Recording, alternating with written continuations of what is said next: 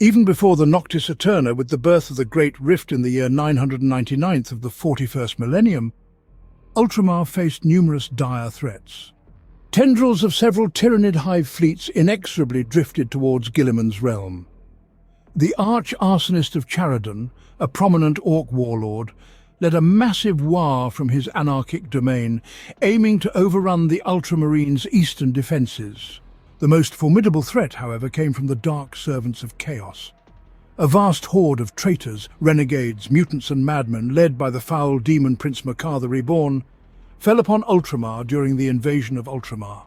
Then came the Noctis Eterna, bringing wave after wave of demon-filled warp storms. In the wake of these disasters, some of Nurgle's greatest servants, the Chaos God of Plagues and Decay, attacked the Ultramarines' stellar realm, seeking to corrupt its bucolic beauty. The Plague Wars, as they became known, saw some of the greatest battles the Imperium had ever endured, with every inhabited planet of Ultramar suffering staggering casualties. There is some debate among Imperial circles regarding the precise start of the Plague Wars, or the specific war zones they encompass. As with all of Nurgle's works, this sprawling conflict has waxed and waned, experiencing periods of festering incubation and temporary remission before flaring to life again just as the Imperium's warriors believed victory was within reach. The origins of the Plague Wars are also debated by the historians of Ultramar, with some accounts claiming hostilities began even before the Great Rift split the stars. Regardless of the truth, it is known that the Plague Wars, as understood by the Imperium, have stretched across not only Ultramar, where Nurgle's forces have repeatedly assailed Guilliman's sons, but also the star systems to the north of the Ultramarines' realm, now known as the Scourge Stars. In these formerly prosperous worlds, diseases such as the crawling pestilence, eye rot, the plague that walks, and the oozing pox erupted in riotous profusion after the Great Rift opened. Imperial defence lines were overrun by wave upon wave of trudging plague demons and fanatical cultists. Corrupt demagogues spewed filth and falsehoods, leading defence regiments to turn on their comrades and join the pestilent throng. Everywhere, the droning tally of misery was felt. Corpse mountains burned as Imperial authorities struggled in vain to stem the tide of corruption drowning their worlds until each planet fell wholly into the grip of Grandfather Nurgle. These pox-riddled systems became staging posts for Mortarion Demon Primarch of the Death Guard for his invasion of Ultramar. From here, he launched initial veiled sorties before commencing his final offensive. The Plague Wars also include the conflict known as the War of Flies, a stop-start war of attrition fought by the Death Guard and their allies against Ultramar's worlds in the wake of the Noctis Eterna. From Talassa to Iax, Circe to Laphis, the Plague Marines launched their strikes. Some were squad-level actions to seed contaminants onto loyalist worlds or enact ritual sacrifices to destabilize Imperial defences. Others were full-blown offensives by entire vectoriums of Death Guard warriors, intended to erode Ultramar's defences and spread destruction and dismay. Against these actions, the Ultramarines stood strong, rallying swiftly to battle Nurgle's minions wherever they appeared. Often outnumbered, and typically fighting alongside beleaguered battalions of the Ultramar Defence Auxilia, Guilliman's scions repelled one attack after another, burning out the corruption of chaos wherever they found it. Macragge, the capital world, saw fighting across its bleak rocky uplands and populated cities. The Ultramarines' sprawling fortress monastery, including the shrine where Roboute Guilliman had lain in stasis for over 10 millennia, came under concerted attack. The Bubonicus legions, led by the favoured Great Unclean One, Kugath Plaguefather, seized the nearby Tartella system before descending upon Iax, a garden world rich with life. The Espandor system suffered beneath the creeping doom offensive of Mortarion and the Death Guard forces.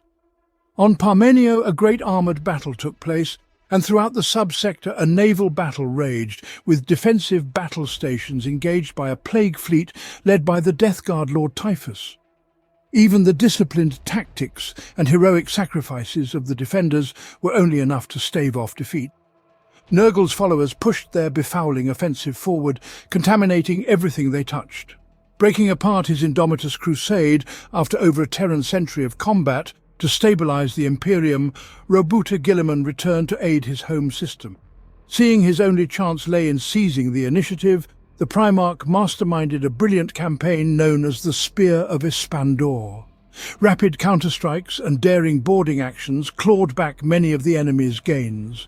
Where the disparate Chaos armies fought separately, the defenders of Ultramar supported each other in every way, allowing Guilliman to reverse the course of the war and put Nurgle's commanders on the defensive.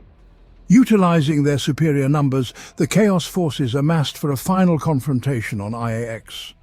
They fought to a standstill, with Guilliman countering every ploy. Ultimately, the Chaos forces escaped under the cover of a massive virus bomb. With little time to spare, for the galaxy remained riven with war, the Lord Commander of the Imperium organized the rebuilding of Ultramar, beginning with the defense networks, before leaving once more at the head of a retributive strike force. The Ultramarines are justifiably proud of their long history, a glorious past replete with unmatched battle honors. For 10,000 Terran years, their valor and loyalty have remained impeccable. The sons of Guilliman are equally proud of their stellar realm, for Ultramar is a gem of civilization nestled in a savage galaxy of tyranny and harsh repression. First pacification of Luna. This early Imperial campaign marked the first operation by elements of the nascent Space Marine legions beyond Terra's skies. While the Unification Wars continued to rage across mankind's birthworld, Luna stood as the bastion of a conglomeration of resurrectionist gene cults. These Selenar gene cults believed human nature was fractal, fractured and transcendent, with each cult clinging to different archetypes. Members were created by the Selenar gene rites, according to ancient formulae from the Dark Age of technology, and were repeatedly resurrected to distill the true personification of a single human archetype. In their subterranean complexes, these cults were powerful, insular, and resistant to the Imperial truth. Normally, the Imperials would obliterate such factions as they had done with other Terran states refusing the Emperor's rule. However, the Selenar gene cults possessed something the Imperium needed, complicating the situation. Despite Imperial entreaties for alliance, the Selenar responded with silence. As Imperial threats increased, the Selenar prepared for war. Finally, the Emperor ordered Luna to be pacified by force, with the Selenar's beliefs to be cast down and their gene craft harnessed for the Imperium. The Emperor tasked 3 of his newborn Space Marine legions with this operation, which some chroniclers consider the first true battle of the Great Crusade. The combined forces of the 7th Legion, 13th Legion and 16th Legion, later known as the Imperial Fists, Ultramarines and Lunar Wolves, launched from Terra in a burst of rocket flames. The 16th Legion, chosen as the vanguard, deployed its full strength. Cutting power to their assault craft, the Astartes of the 16th Legion drifted silently toward Luna like arrows in the night. As the 7th and 13th Legion's smaller assault waves approached the airless world, Luna's surface defenses lashed out at the incoming Imperial force. The 16th Legion's unseen assault craft struck their targets like a dagger in the dark. Within 6 hours of the first shot, Luna was pacified and brought into Imperial compliance, marking the Imperium's first off-world conquest. Facing annihilation, the surviving Selenar cultists surrendered, transmitting a plea to Terra to call off his wolves. Broken and humbled, the enslaved gene rights of Luna helped forge the next generation of Space Marines for the conquest of the stars. Thus, the 16th Legion earned their name, the Lunar Wolves. Osiris Rebellion. For unknown reasons, the 11 star systems of the Osiris cluster declared independence from the Imperium. The 13th Legion's 12th Expeditionary Fleet was dispatched to quell the rebellion. However, intelligence failures turned what was expected to be a swift victory into a protracted battle against the previously unknown Xenos threat, the Osiran hybrid xenoforms. These vile aliens drove the human population to attack the Legionis Astartes en masse. After sustaining heavy losses, Legion Commander Gren Vasotho ordered a withdrawal and was lost along with the 13th Legion flagship, Zethaln's Thunder. Command fell to First Captain Marius Gage. The Osiris cluster was then blockaded. A year later, the 12th Expeditionary Fleet returned, heavily reinforced by the Solar Armada, elements of the 18th Legion, and specialist anti-psyker cadres from Terra. They found the worlds either wastelands of unburied dead or in turmoil and civil strife. Discovery of Primarch Reboot Guilliman. After a 5-year sojourn across the realms of Ultramar, the Emperor of Mankind arrived at the 500 Worlds and its capital, Macragge, to reunite with his lost son, Reboot Guilliman. Impressed by Guilliman's organizational skills, strategic planning, and the ordered realm he had established, the Emperor quickly passed command of the 13th Legion to Guilliman, who reforged it into his own and renamed it the Ultramarines. The Ultramarines' forward base was relocated to Macragge. The Primarch quickly assimilated the many wonders of the Imperium and diligently set about his new role. Genocide of the Osiran Cybrids. A subfleet of the 12th Legion, led by Praetor Erad Krug, was engaged in battle against Orc raiders from the Glortian Empire near the Eurydice terminal on the southwestern frontier of the Great Crusade. Amidst this conflict, a mysterious third party, the deadly Osiran Cybrids, suddenly attacked. These nightmarish Xenos teleported aboard the Warhound's vessels. The Warhounds survived only due to their savage tenacity, losing dozens of ships, while hundreds of Orc vessels were destroyed.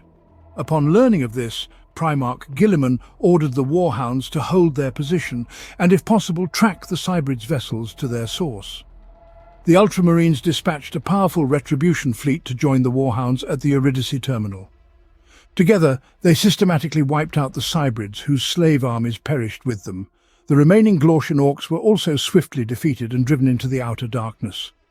The blood price of the battle was high, but the Ultramarines deemed it a necessary price for avenging their earlier defeat nearly 6 decades prior. The fall of the Lords of Gardinal. The Gardinal was a solar empire of 11 inhabited worlds on the edge of the Dominion of Storms to the galactic east.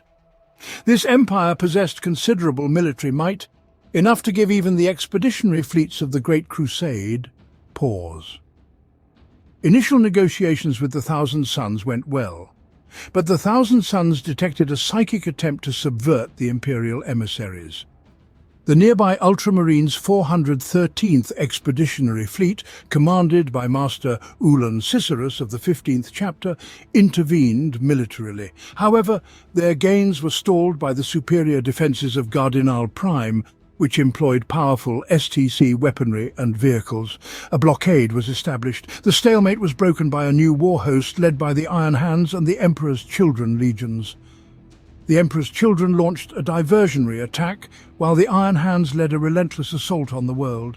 The Ultramarines requested to lead the final assault on the capital city to restore their lost honour, paying a steep blood price. After the Iron Hands fleet left the Gardinal system, the remaining worlds surrendered unconditionally. Though initially faced with famine and hardship, Gardinal soon became a valuable and compliant addition to the Imperium. Compliance of Tarsis. The Ultramarines Legion carried out this imperial compliance on the world of Tarsis against unknown assailants. During the assault, Primarch Reboot Guilliman was attacked by a mysterious assailant but was saved by a native soldier. In a supreme display of humility, Guilliman bent his knee before the soldier and vowed that the Ultramarines would aid Tarsis whenever needed. In gratitude, the planet renamed itself Tarsis Ultra in honor of its saviors, and a temple in the capital city of Erebus displayed the Tarsis fresco, a mosaic of enormous proportions depicting events of the Great Crusade. Testra compliance. Testra was part of a close alliance of totalitarian colonies known as the Conservation, resistant to imperial authority. This alliance had survived the age of strife through relative good fortune and rigid eugenic control, dividing its population into highly stratified castes enslaved to their civilization's greater needs. For the Imperium, the Conservation's worlds represented a prize to liberate nearly 11 billion humans. Once the Imperium's emissaries were rejected and fired upon, the Conservation prepared for violent defense.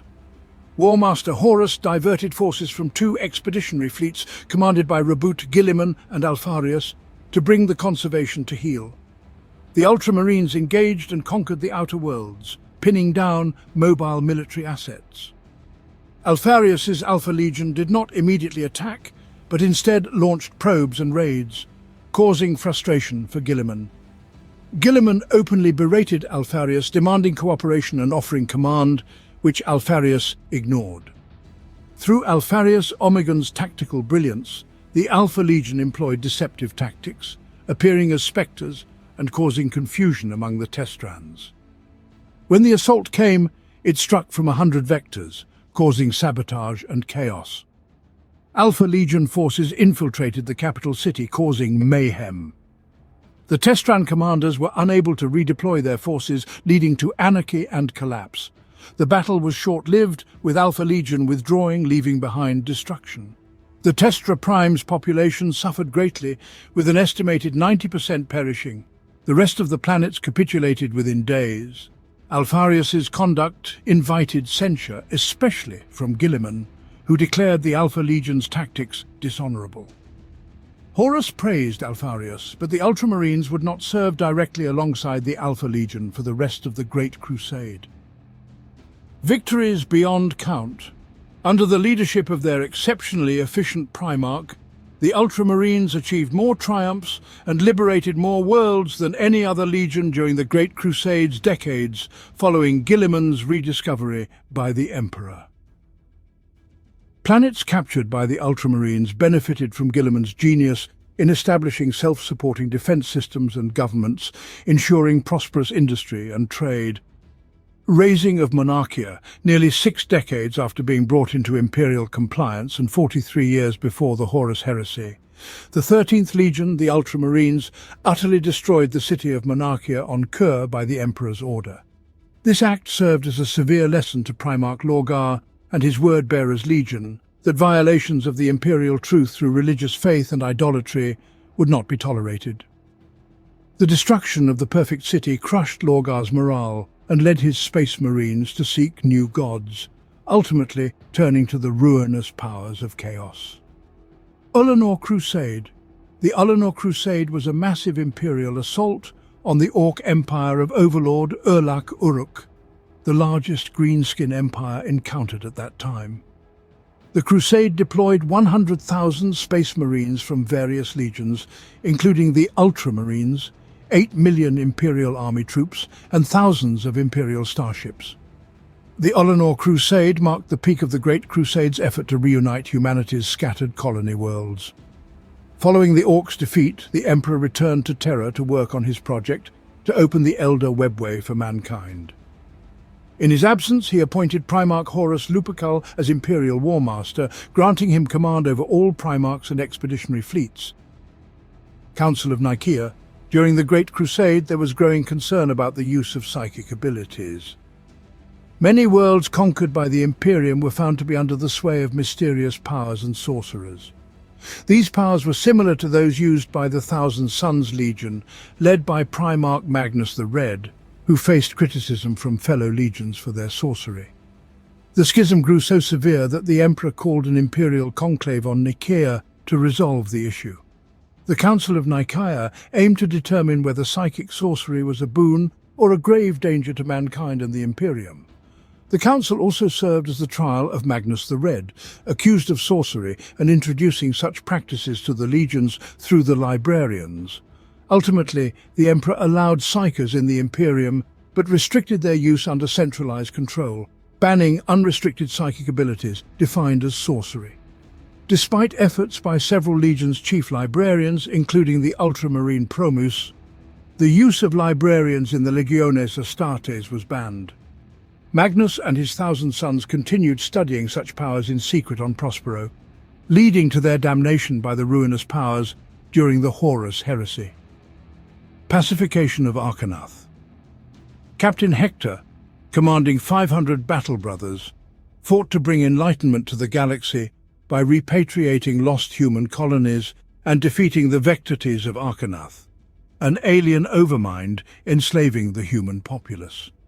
Hector's forces shattered the Vectates' yoke, and the liberated humans gladly pledged fealty to the Imperium. Hector's ship, the Fist of Macragge, prevailed in a brutal ship-to-ship action. After the war, Hector and his battle brothers were summoned to the Viridian system and Ultramar for a massive joint extermination campaign with the Word-Bearers against the Gaslak Xinahold. On Calth, Lorgar launched a surprise attack on the Ultramarines, known as the Calth Atrocity, attempting to annihilate them. The Fist of Macragge was obliterated by the Word-Bearers' warship Furious Abyss, while en route to Calth. Cleansing of Arigatar. The Ultramarines, Sons of Horus, and World Eaters legions jointly carried out this Imperial compliance action on Arigatar, a technologically advanced world isolated for centuries. When Imperial envoys were executed, the War Master Horus led the pacification effort. Most of the planet was quickly conquered, except for a heavily defended fortress. Horus ordered Angron of the World Eaters to take the citadel and kill only the leaders. Angron led a brutal assault, resulting in horrendous casualties.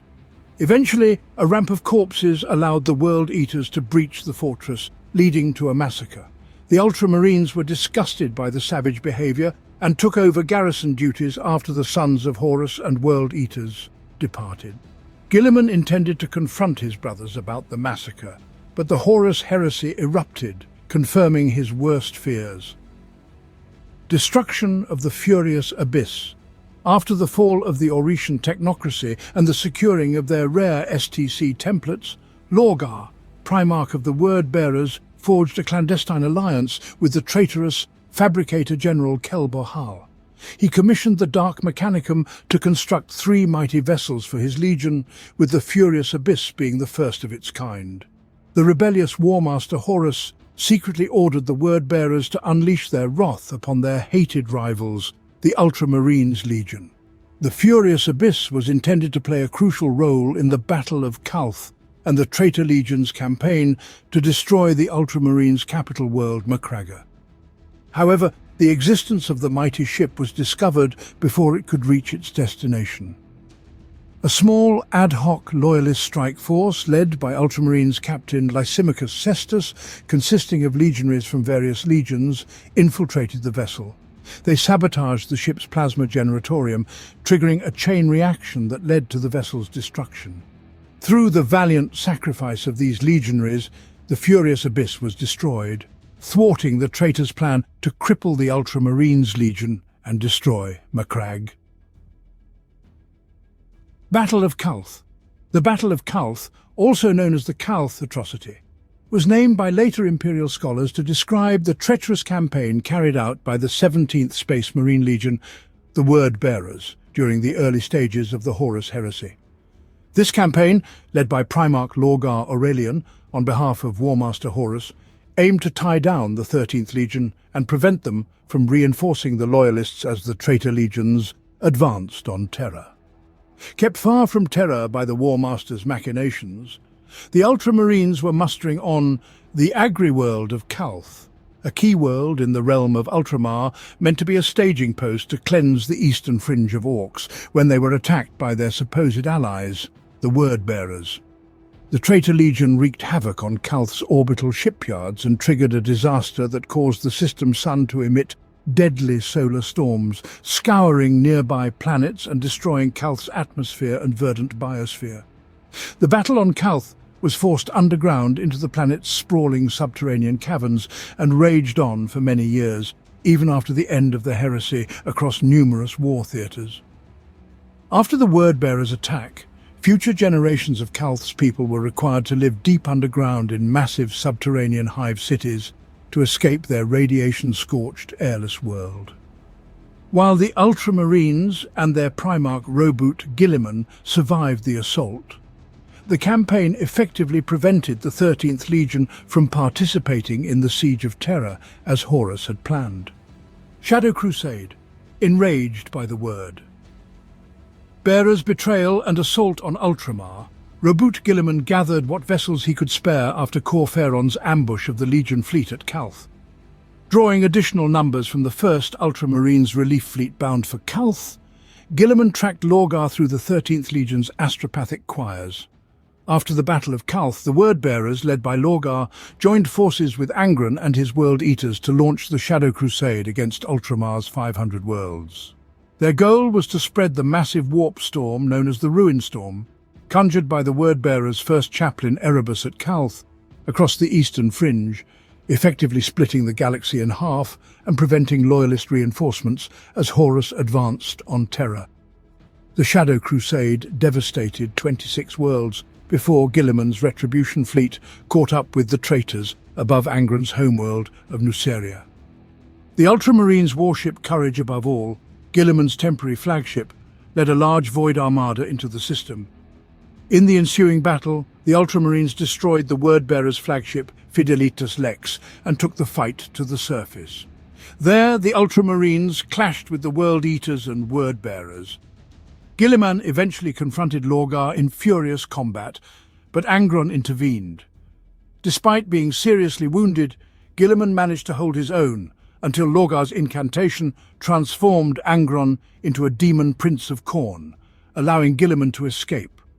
The Ultramarines retreated in defiant unity, leaving Nuceria battered and bloody. But their campaign against the two traitor legions ended, for a time. Establishment of the Imperium Secundus.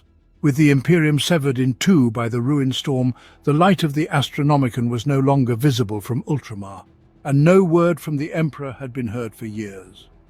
Roboute Guilliman declared the foundation of the Imperium Secundus to continue the fight against the traitors and secure the Emperor's work.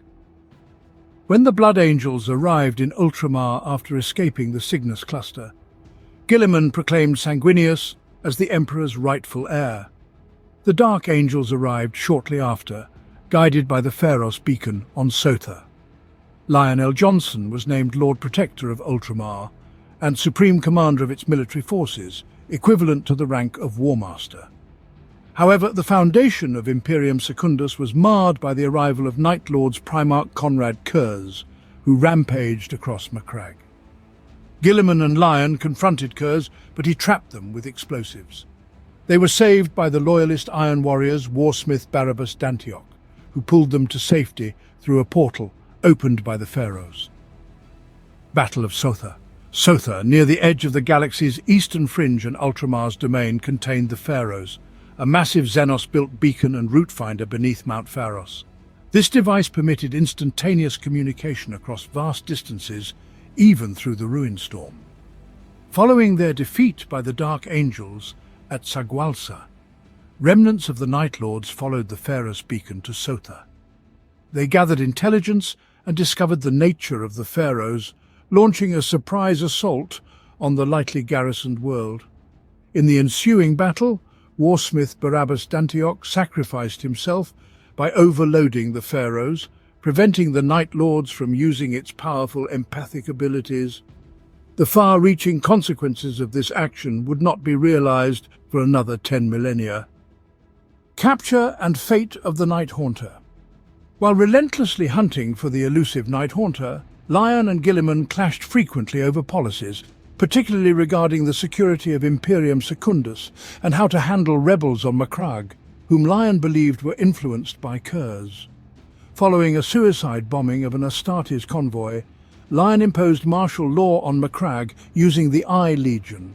Convinced that Kurz was hiding in the rebellious Illyrium region, Lion proposed a massive orbital bombardment to ensure Kurz's death. Facing opposition from Sanguinius and Guilliman, Lion deployed his legion's Dreadwing to flush out Kurz and the rebels instead. During an attack on Alma Mons, Lion finally cornered Night Lord's Primarch, and the two engaged in a brutal confrontation. Lion emerged victorious, questioning Kurz about his betrayal of the Emperor, to which Kurz simply replied, "Why not?" Kurz explained that he was driven by an uncontrollable monster in his mind. Though Lion had Kurz at his mercy, he couldn't bring himself to kill his brother. Instead, he paralyzed Kurz by breaking his spine and brought him before Sanguinius and Guilliman for trial. At the triumvirate, Kurz defended his actions, arguing that he was merely acting according to his nature and had committed no crimes. He further sowed discord by accusing Lion of ordering an orbital bombardment against Guilliman's orders. Enraged, Lion attempted to kill Kurz but was stopped by Sanguinius and Guilliman, who broke Lion's sword across his thigh. Furious, Lion was dismissed by Sanguinius and banished from Imperium Secundus. the Dark Angels withdrew from Macragge shortly after. Reflecting on his past actions, including the banishment of Luther and the death of Nemiel, Lion decided to return to Macragge using the Tukulka engine. As Sanguinius prepared to execute Kurz, Lion and his lieutenant teleported into the chamber, halting the execution.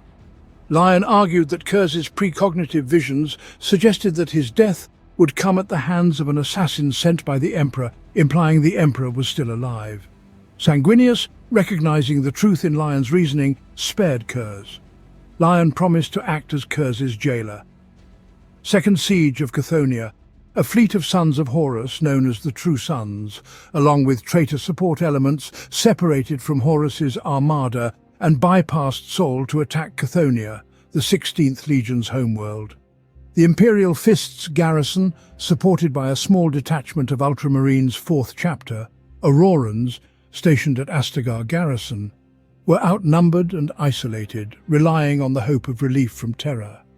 However, with the siege of Terra unfolding, the garrison was left to fend for themselves in a protracted and grinding war of attrition. The timely arrival of a large Dark Angels Legion fleet ultimately secured a Pyrrhic victory for the Loyalists.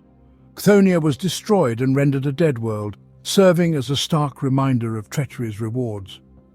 This action marked the beginning of the cohesion that led to the 4th chapter being split off during the second founding as the Aurora chapter. A return to honor?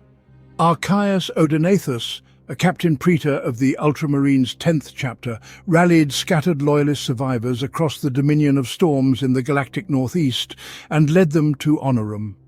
Unexpected and unlooked for, this Loyalist assault struck the Wordbearers' garrison like a thunderbolt. After 3 weeks of desperate fighting, the Wordbearers' requests for reinforcements were ignored by the War Master, who was focused on his push toward Terra.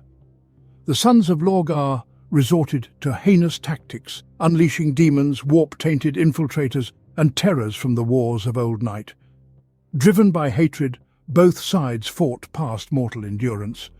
When the last traitor fell, Honorum's grand cities were left in blasted ruins, contaminated by the fell powers and terrible weapons unleashed, blighting the planet longer than the memory of the wars which spawned them. In the aftermath of the Horus heresy, it is the consummate strategist Roboute Guilliman who directs the majority of the counterattacks to drive back the traitorous Chaos forces. The Ultramarines are the most numerous of the Loyalist legions at this time, with the others badly depleted, and Guilliman himself is everywhere, rallying the Imperial defenders and reinforcing them with his own warriors before moving on to the next battle zone.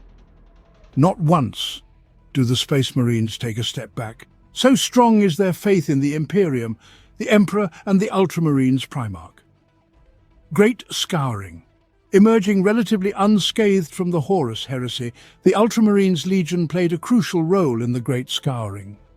This was the Imperium of Man's counter-offensive against the traitor legions of the slain War Master Horus, following the civil war after the Siege of Terra. Before being confined within the life support mechanisms of the Golden Throne, the Emperor pronounced judgment on the traitors. Declared excommunicate traitoris, they were to be driven into the warp rift known as the Eye of Terror, to be held for eternity. All records and memory of the traitor legions were to be erased from the Imperial archives. Worlds like Istvan, Fif and Davin were scoured clean of life, due to their corruption by Chaos. The traitor legions' associated troops, including those from the Dark Mechanicum and the Imperial Army regiments that had turned to Chaos, were to be destroyed or driven into the Eye. It would be as if the traitor legions had never existed. The fighting continued for another 7 years. The Loyalist Space Marine legions destroyed at the drop site massacre on Istvan V were slowly re-established, using the limited gene seed survivors had managed to escape with, though they were reformed as 1,000 Space Marine chapters, as per Guilliman's Codex, Astartes, after the second founding at the dawn of the 32nd millennium. Battle of Escrador. After Horus's death and during the Great Scouring, the Alpha Legion and Ultramarines clashed on Escrador. Roboute Guilliman faced his brother Primarch Alpharius, unaware that it was actually his twin brother Omegon who had assumed Alpharius's identity after Alpharius's death at the Battle of Pluto. Both struck each other simultaneously in a single decisive blow. Alpharius slumped to the ground, and the Ultramarines, exalted by their Primarch's victory, renewed their attack, cutting down every last Alpha legionary. However, their victory was short-lived, as the Ultramarines were harried by Escrador natives and Alpha Legion remnants. After a week of futile combat, Guilliman ordered an evacuation and bombarded the traitors from orbit. Despite Guilliman's protests about fighting dishonorable foes, the Ultramarines were soundly beaten by the Alpha Legion at every turn, despite Alpharius's death. Castigation of Colchis. Following the Horus heresy, the Imperium launched the Great Scouring to drive out the remaining traitor legions. Around 31st millennium, the Ultramarines took the fight to the word-bearer's homeworld of Colchis in retribution for the attack on Calth. They found a devastated world, its industry in ruins and its people clinging to civilization. Due to fears of chaos taint, the newly formed Inquisition ordered exterminatus. After a planetary assault, the Ultramarines' battle barge Octavius bombarded Colchis with cyclonic torpedoes, causing seismic activity that split the planet apart. Nothing now remains of Colchis, and its location is a closely guarded secret by the Inquisition. Battle of Thessala. Reboot Guilliman continued to lead the Ultramarines after the heresy, guiding them for another century. His actions post-heresy solidified his legacy. During the Battle of Thessala, Guilliman was mortally wounded by Fulgrim, now a demon prince of Slaanesh. Fulgrim stabbed Guilliman in the neck with a poisoned blade. The Ultramarines bore their Primarch away and interred him inside a stasis field in the fortress of Hera on Macragge, where he remained for 10,000 years until he returned on the eve of the Great Rift's birth. Reunited, a century-long period of anarchy was ended by the intervention of the Space Marines.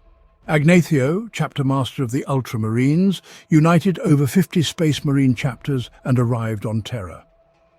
Agnathio held a closed council with the squabbling noble rulers of Terra. What was said remains unknown, but when the Space Marine fleets returned to their homeworlds, the High Lords of Terra were restored, and unity was re-established in the Imperium. Expansion of Ultramar. During the civil unrest of the Nova Terra Interregnum that spread from the Segmentum Pacificus in the 34th millennium, the Ultima Segmentum, including Ultramar, remained largely unaffected. Although the Ultramarines constantly waged war during this period, the realm of Ultramar continued to grow in strength and stature. Largely free from the Ecclesiarchy's tightening grip, which affected most of mankind's worlds, and guided by Guilliman's teachings of rational thought over superstition, Ultramar was spared much of the turmoil and civil war plaguing the Imperium. Ninth Black Crusade and the Corellia Relief. The Ninth Black Crusade, led by the notorious Chaos champion Abaddon the Despoiler and his Black Legion, erupted from the Eye of Terror in the year 537 of the 38th millennium. During this period, the Lamenter's chapter, along with other crusading chapters, was recalled by the High Lords of Terror to counter the rising threat of Chaos incursions. However, the Lamenter's infamous reputation for enduring bitter reversals and dark turns of fate worked against them during the Chaos attack on the hive world of Corellia. The superstition-bound Mortifactors chapter refused to fight alongside the Lamenters, abandoning the planet rather than serving beside them. Unwilling to desert the hive world's population, the Lamenters held out alone against the Black Legion's onslaught for 6 solar weeks, suffering horrendous losses. Eventually, the Ultramarines and White Scars led a battle group that broke through the Chaos war fleet to relieve Corellia. Reduced to barely 200 surviving battle brothers by their sacrifice, the Lamenters were deemed lost when their fleet disappeared in a warp storm soon afterward, only to reappear more than a standard century later on the edge of the Segmentum Solar, having slowly battled their way back from the outer void. During retaliation, while en route to participate in the Gothic War, the Astra Militarum battle group, known as the 15th Heraclean Ironclads, betrayed their commissariat detachment and went renegade, becoming Traitoris Militarum. And investigations revealed the corrupting influence of the Drukhari, who had ensnared General Jorun and his command structure. Under the traitor General Jorun, The renegade force, including an attached former Navis Imperialis battle fleet, raided numerous planets, enslaving populations for their Xenos masters. To counter this threat, the full Howling Griffins chapter led a strike force, supported by the Ultramarines and Sons of Aura chapters, in a campaign known as the Joran Retaliation. The Traitoris Militarum was intercepted during a landing on the feral world of Asturia. Unprepared for the fierce counter-assault, over 5,000 Traitoris Militarum were killed in the first hour, torn apart at their landing zones before their heavy armor could be deployed. General Joran met his end at the hands of Howling Griffin's chaplain Armand Titus. With their leader dead and their Xenos allies deserting, the traitors' morale collapsed. The disordered Heracleans were ruthlessly hunted down and eliminated within 6 solar hours of the battle's start. Battle of Macragge. The Tyranids entered the galaxy, marking the beginning of the Tyrannic Wars. Hive Fleet Behemoth spearheaded a massive Tyranid invasion force into Imperial space, progressing swiftly towards the realm of Ultramar. Upon learning of this threat, Chapter Master Marnius Calgar swiftly devised plans to halt the Hive Fleet at Macragge, preventing further encroachment into Ultramar or deeper into the Imperium. Declaring Macragge the star system most immediately threatened, Calgar ordered its defences to be bolstered. Weeks later, the vanguard vessels of the Tyranid fleet attacked Macragge. After an Imperial battleship sacrificed itself to create a warp vortex that destroyed most of the Hive fleet, Calgar's remaining ships returned to Macragge to save the besieged polar garrisons. With the situation critical, Calgar sent the 3rd and 7th Ultramarines companies ahead on fast-strike cruisers, while his damaged ships limped back. Despite heavy losses inflicted on the Tyranid fleet by orbital and polar defense grids, many Tyranid organisms reached the planet's surface. The swarm swept across Macragge with the fiercest fighting at the northern polar defense installations. Despite the Ultramarines' ability to destroy the Tyranid bioships, they suffered horrific casualties. Calgar led the 3rd Company against the Tyranid hordes, but the entire elite 1st Company was wiped out, protecting the Northern Pole's defense grid. The 3rd and 7th Companies were also severely diminished. It would take years for the chapter to recover from the Battle of Macragge, but they would eventually rebuild. Strife in the darkness. After the attack of Hive Fleet Behemoth, Calth's underground tunnels became infested with Tyranid burrower organisms. Fearing these creatures could remain a blight for decades, the Ultramarines mobilized several siegebreaker cohorts to combat them. Using omniscopes to detect the vibrations of the burrowing beasts, Centurion sergeants and their men used siege drills to carve into the Tyranid tunnels. The ensuing battles were ugly and claustrophobic, often fought in total darkness. It took nearly 2 years before the Centurions returned to normal service, but the burrower beasts were believed to be eradicated. Forgoil Campaign Wah! Gutshredder rampaged through the Forgoil system, leading Marnius Calgar to deploy 3 companies to assist the Forgoil planetary defense forces. Within 3 weeks, the Ultramarines destroyed the teleporter ships and stomper factories, fueling Wah! Gutshredder. In the final battle, Calgar and his Terminator-armored retinue boarded and destroyed Gutshredder's flagship, Dar Super Destructor. Luxor Uprising. An Alpha Legion-inspired uprising among the indentured workers of Luxor threatened the supply of war material across the northern Ultima Segmentum. The Ultramarines launched a counter-invasion, decimated the rebels, and cornered the Chaos Space Marines at the capital's starport. After slaying the traitors and rallying the loyal workers, the Space Marines and Loyalists joined forces to hunt down and destroy the last vestiges of the rebellion over the following months. The Ironblood Campaign. Warpsmith Greythax descended upon Ironblood with an army of demon engines, laying waste to everything in their path. They were met in open battle by several Imperial Guard tank regiments and over 100 Ultramarines main battle tanks under Brother Sergeant Antaro Cronus. The battle lasted 3 days, with enough ordnance expended to flatten several cities.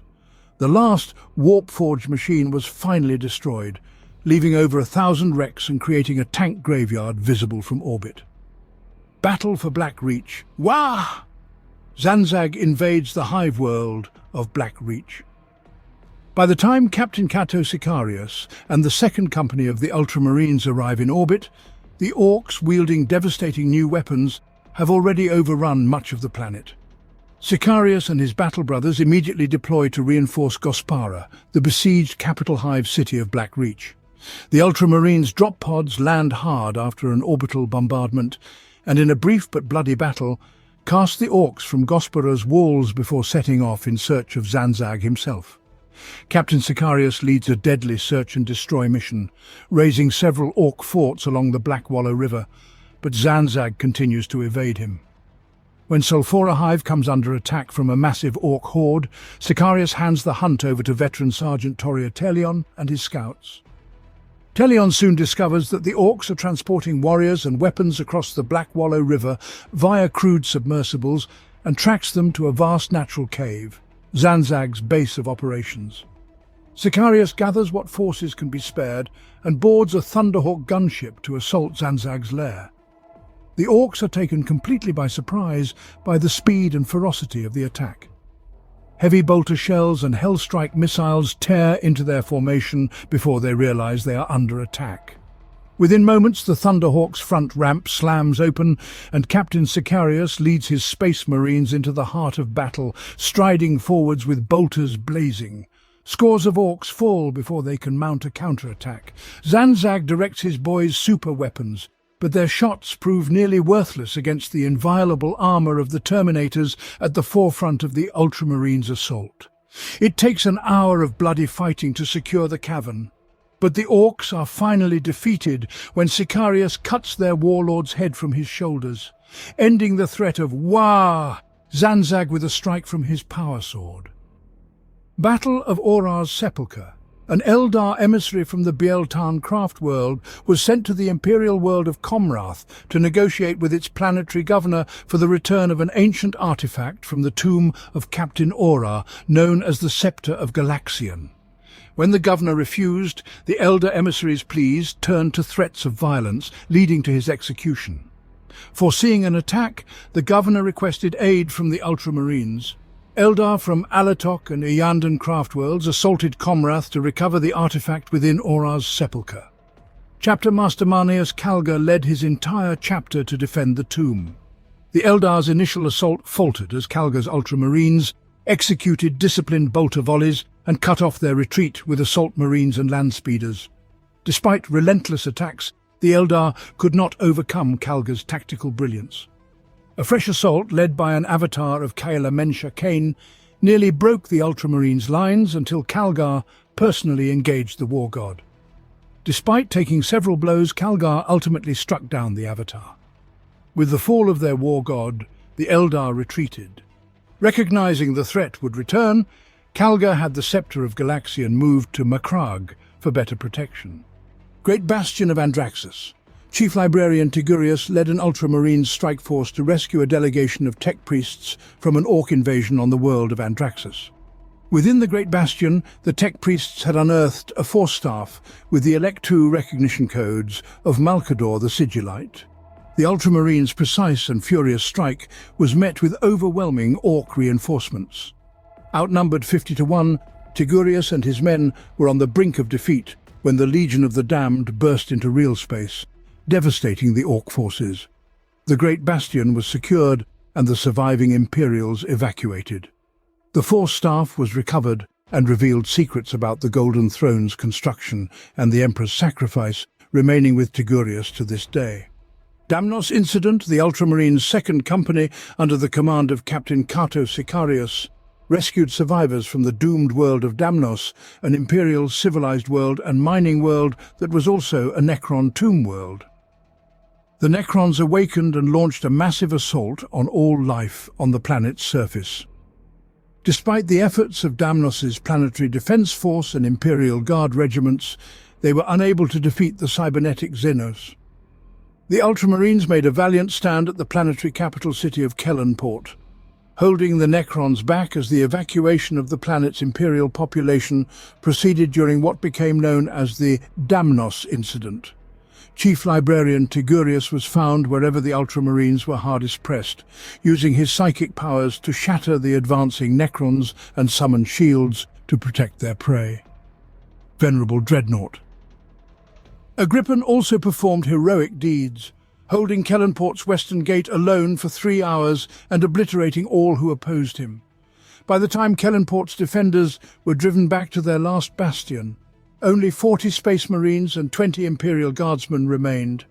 Agrippin was lost in the final moments, his frame pinned by a dozen streams of Gauss weapons fire. As Thunderhawks carried Tigurius and the last survivors to safety, Agrippin's fusion reactor exploded, destroying the spaceport and every Necron within it. Second Tyrannic War and the Battle of Icar 4. The Ultramarines quelled a rebellion on the industrial world of Icar 4, only to find themselves defending against Hive Fleet Kraken. Accompanied by Chaplain Orton Cassius and veterans from the First Tyrannic War, Calgar launched an assault that severed the Tyranids' synaptic control through the hive mind. Cassius led his brothers with great fury. Calgar, having narrowly escaped death at the hands of the Swarm Lord during their confrontation on Macragge, faced the genetic reincarnation of the beast and triumphed, slaying it with his bare hands.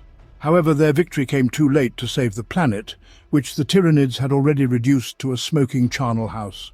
The hive mind reabsorbed the Swarm Lord's consciousness, learning from its defeat. Elsewhere, the elder craft world Eandon was ravaged by the Kraken.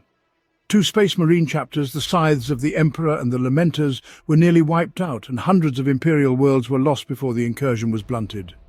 Liberation of Graia.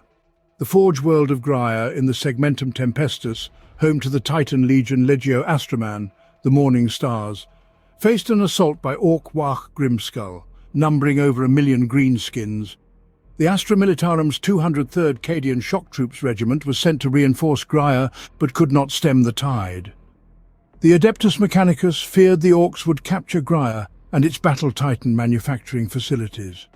The Ultramarines dispatched the Second Company, commanded by Captain Titus, to assist. Titus launched an assault on the Orc flagship in orbit, hoping to kill Warboss Grimskull. When this failed, Titus and 2 command squad members landed on the planet, battling Orcs and unmasking a plot by Chaos Sorcerer Nemeroth to use Graia's technology to become a demon prince. Titus killed Grimskull in single combat, ending the Orc threat, and defeated Nemeroth as he began his ascension, banishing his soul to the warp. The Blood Ravens and Black Templars chapters then arrived to help secure Graia. During this campaign, Titus's disregard for the Codex Astartes and resistance to chaos sorcery led his subordinate Leandros to report him to the Inquisition. Inquisitor Thrax took Titus into custody for interrogation. This event took place in an alternate timeline where Titus, not Cato Sicarius, was the Second Company's captain. Second Battle of Damnos. Despite efforts to suppress knowledge of the Necrons' return, word of the Ultramarines and Imperial Guards' defeat at Damnos spread across the galaxy. Reports eventually reached Terra, where the Fabricator General and High Lords decreed the Ultramarines must return to Damnos to eradicate the Necron threat. 25 years after the Damnos incident, this order reached Macragge via Deathwatch Squad Lazarius. Chapter Master Marneus Calgar was displeased, but knew the Necrons must be defeated. Calgar announced that the Ultramarines' 1st, 2nd, 3rd, 5th and 6th companies, along with elements of the 10th, would return to reclaim Damnos. Captain Cato Sicarius trained intensely for the assault. Over 500 Space Marines and numerous Imperial Guard regiments assembled for the mission. Sicarius was granted a vortex grenade by Deathwatch Sergeant Davian Imocles. Upon arrival, Calgar employed ruses to land his forces. Despite heavy fire, the Astartes fleet launched drop pods, leading to a fierce battle against the Necron tomb world. They targeted the Necron power grid and a Tesseract vault containing a Catan. Calgar's unconventional tactics and Sicarius's vortex grenade destroyed the vault, banishing the Catan. The Imperial forces then eradicated the remaining Necrons, reclaiming Damnos. Invasion of Ultramar. Amidst the 13th Black Crusade, the realm of Ultramar faced an assault from Chaos forces in the invasion of Ultramar. Demon Prince Makar, the Reborn, within the body of a former Ultramarines dreadnought, led the attack on Talasar. Iron Warriors Warsmith Honsau led assaults on Kalth, Espandor and Tarentus, while Quintan was invaded by the Bloodborne.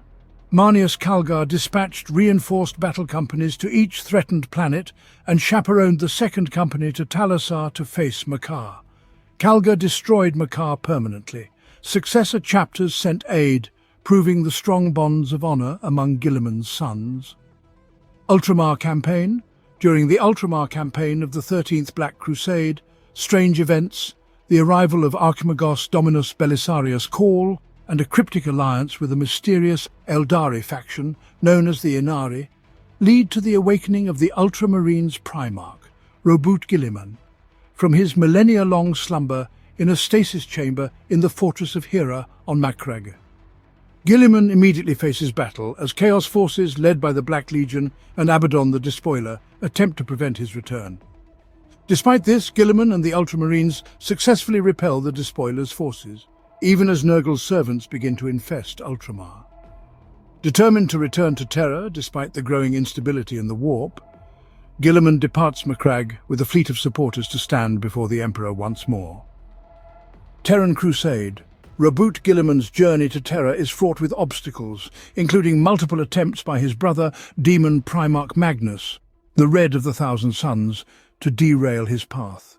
These attempts lead to a detour into the Maelstrom Warp Rift and a battle on Luna's surface. Nevertheless, Guilliman arrives at the Imperial Palace on Terra with a small remnant of his original forces.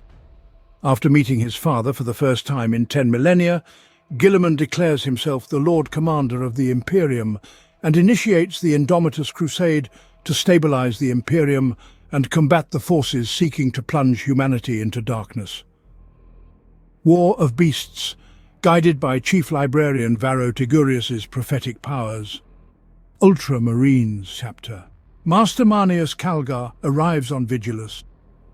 He establishes a new Senate to lead the planet's defense against Xenos and Chaos attacks, rallying Imperial forces against overwhelming enemies. The defenders successfully repel a concerted assault by Abaddon the Despoiler and the Black Legion, who aim to claim Vigilus and disrupt the Nachmund Gauntlet between the Imperium Nihilus and the Imperium Sanctus. Nemengast Raid. During the War of Beasts, Marneus Calgar orders Captain Sevastus Acheron to lead a force of Vanguard Space Marines, designated Strike Force Shadowspear, to the industrial world of Nemengast.